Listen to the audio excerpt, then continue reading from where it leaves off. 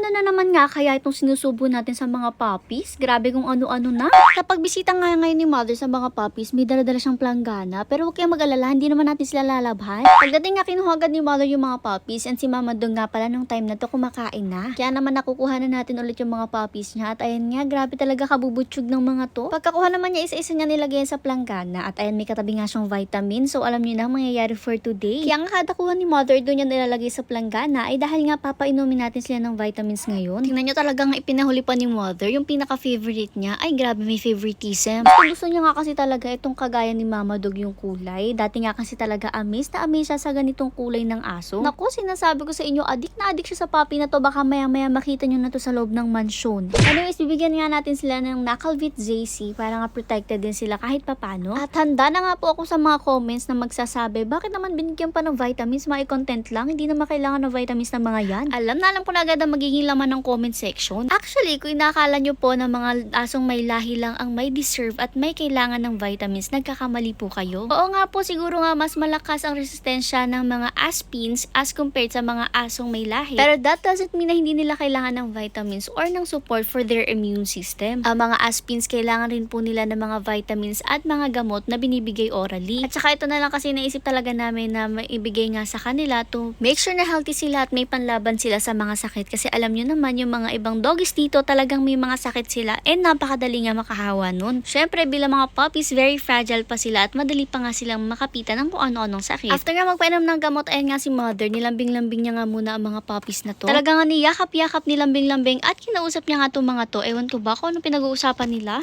Pero syempre, para nga hindi magkainggitan ay talagang binuhot din niya yung iba. Baka nga mainggit, sabihin may favoritism kahit meron naman talaga.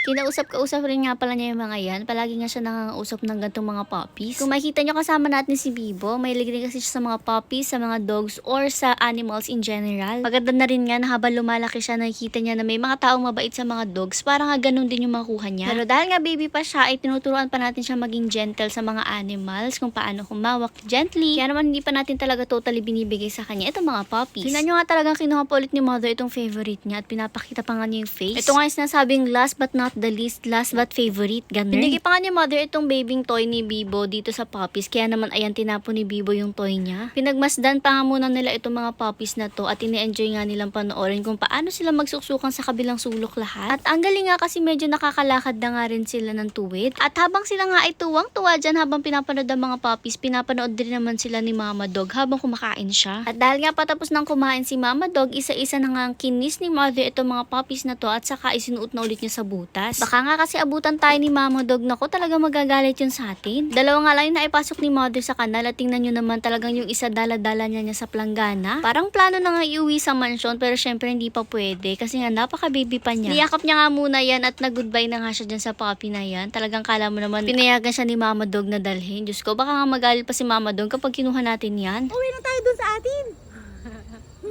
O, diba? Talaga niyayaya pa niyang umuwi. Akala mo naman makakasagot at makakapayag yun. Nung paalis na nga dito, nakatingin nga si Mama Dog. Tinitingnan niya kung may dala ba tayong mga puppies niya pa uwi.